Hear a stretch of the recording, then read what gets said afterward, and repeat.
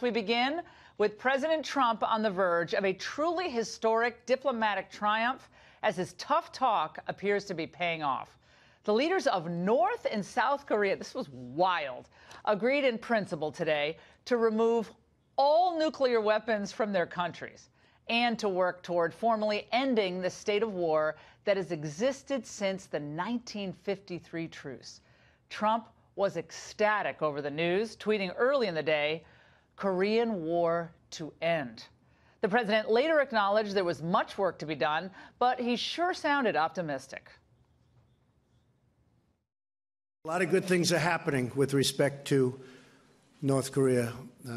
President Obama told me when I had the one meeting with him, he said, that's your biggest problem. That's going to be the most difficult thing you have. And honestly, I wish it was handled earlier. I wish it were handled by another administration years ago. I'm not just talking about President Obama. I go back to any administration you want. But over the last 25 years, this should have been handled a long time ago, not now. This should not have been left for me to handle. But we will handle it. We're handling it well. So is it time for Trump's critics to concede that his tough rocket man talk on the sanctions, North Korea, actually made a difference here? Republican Congressman Luke Messer has been urging colleagues to support, wait for it, a Nobel Peace Prize for the president. He joins us now from Fort Wayne, Indiana, and former Trump campaign advisor and China policy expert Mike Pillsbury is going to be with us, as is Asia policy expert Riley Walters of the Heritage Foundation. Great panel. I never thought I would see this in my lifetime, I have to say, guys. Yeah. The idea of the North Korean dictator crossing the DMZ to meet the South Korean leader, obviously speaking the same language, meeting together, embracing at one point after the handshake, after they had their meeting. Again, this is initial still in its initial phases.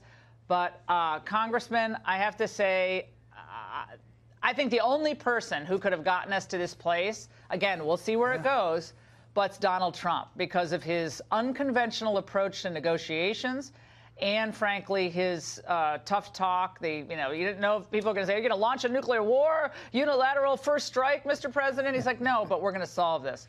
Congressman, how did Donald Trump manage to get us this far? Well, it is extraordinary. And, Laura, I've been saying for a couple months now, if North Korea actually ends its nuclear program and you bring peace to this peninsula after 70 years, Donald Trump deserves a Nobel Peace Prize. The only reason that the evil North Korean dictator is coming to the table is because there's a new sheriff in town. And President Trump's Twitter diplomacy is working. His tough talk is making a difference. It's bringing both North and South Korea to the table. And China, too. Of course, we have a long way to go here, but these events of the last 24 hours are extraordinary and almost impossible to overstate. It's a very big deal, and it is happening because of President Trump's leadership. We're going to talk about the Chinese involvement in all of this because we cannot overlook the fact that we have major administration officials going to China on Tuesday, Bob Lighthizer, the USTR, and also, of course, we have Steve Mnuchin and other senior level members of the administration going to talk trade. But Mike Pillsbury, I want to go to you. I want to do a flashback. It's kind of Flashback Friday today, and play for our entire panel the scene from the Nobel Prize ceremony involving newbie Barack Obama. Let's watch. Has the audacity to hope and the tenacity to make these hopes come true. That is what makes him so important. By his own behavior and leadership, he is demanding that we all take our share of responsibility for a global response to global challenges. We congratulate, therefore, this year's laureate, President Barack Obama, on what he has already achieved.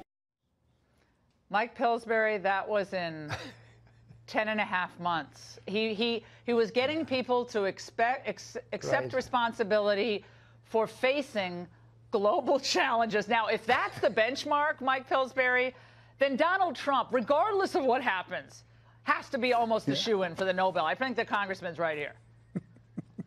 Well, I agree. Obviously, perhaps President Trump has earned 2 Nobel Peace Prizes.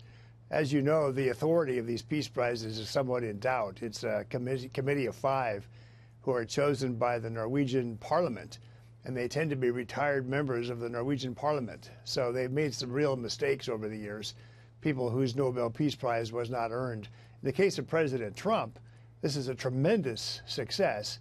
The only problem is the degree of pressure he used to get it may turn the stomachs of some of the Norwegian members of parliament. Don't forget he had nuclear aircraft flying toward North Korea. He had the discussion with the South Korean defense minister that we might return our nuclear weapons to be deployed again in South Korea, as many as 800 or more. Other kinds of pressure, obviously, was the massive, very focused sanctions, even on the royal family in the north. So this is not your ordinary idealistic make a speech kind of Nobel Peace Prize candidacy. This is someone who really got results. But the results came only through pressure. I think the Chinese also helped. And frankly, President Trump linking trade and the delegation going next week to helping with North Korea, that was a very bold gesture, heavily criticized by the left-wing media. But it looks like it was a stroke of genius. The Chinese helped us on North Korea. Who would have thought, Laura? No, I think that's a great point. Riley, I want to go to you on this. I frankly I'm a little bit worried on the linking of China trade to North Korea. Obviously, the choice between thermonuclear war or the China 2025 program where they dominate every major industry. It's not the easiest of concerns to look at when you look at them both. We can't allow China to dominate high tech. We cannot allow China to dominate 3D printing, space weaponry, commercial aviation. But that is their subsidizing goal. They're doing that across every industry. And I'm worried that Donald Trump is so focused on the North Korea deal that will let up the pressure on China that also is necessary. But so far, he's had great judgment. There's definitely a difference in opinion on what the sort of immediate threat from North Korea and the future threat from China sort of represent. Obviously, last night was a historic event. This is setting up toward the upcoming meetings between the leader of North Korea and Donald Trump. China's role in this going forward is skeptical, I think. I mean, the president of China, Xi Jinping, had the North Korean leader come visit him almost out of the blue in the middle of the night just a couple months ago to preempt his visit, the North Korean leader's visit with South Korea and the United States. And so I think definitely the maximum pressure that the United States has been applying has been both, influencing and incentivizing North Koreans to come to the table and the Chinese to reciprocate. Congressman, I want to play for you in the panel a few of our favorite friends on the other side of the aisle who refuse to give President Trump even a modicum of credit here. Let's watch. People shouldn't talk about Donald Trump or anybody in North or South Korea winning the Nobel Peace Prize. My message for President Trump tonight is curb your enthusiasm. Don't set up unrealistic expectations for the summit that cannot possibly be fulfilled, because if you do have these expectations and it fails, that may actually draw us closer to war. This was to show that nobody else is in control and that China and the United States is not in control, that the two Koreas are seizing the process.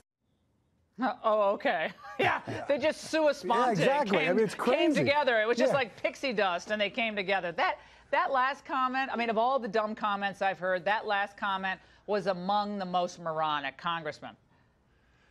Well, one, the president's being strong towards China. That's part of why we're even in this position in the first place. Can't let up, though. Second, could you imagine? He cannot let up on China. They are ripping us off at every turn. Mike Pillsbury knows this. And just because they've helped on North Korea doesn't mean we can let them off, because they are poised to dominate all these industries.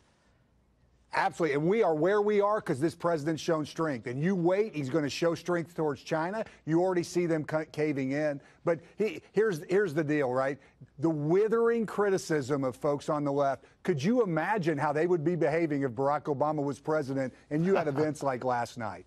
I'm running for the United States Senate against Joe Donnelly, a Democratic senator who, like all those others on the left, have criticized this president's diplomacy. Look, Twitter diplomacy is working. North Korea has come to the table in a way that most of us would have never imagined just a few months ago. You cannot overstate how big a deal last night was. Of course, there's a long way to go, but we are here because America is safest when America is strong. And with this president, President Trump, we are strong again on the world stage. And to have events like what have happened in the last 24 hours is just another big step in the right direction. And I agree with you, Laura. Listen, we've got to be strong towards China. This president is stepping forward and getting tough on China in a way that hasn't happened in decades. And I'm just confident he's going to continue to do it. Look, he's had great instincts. This guy wrote The Art of the Deal. He's a remarkable leader.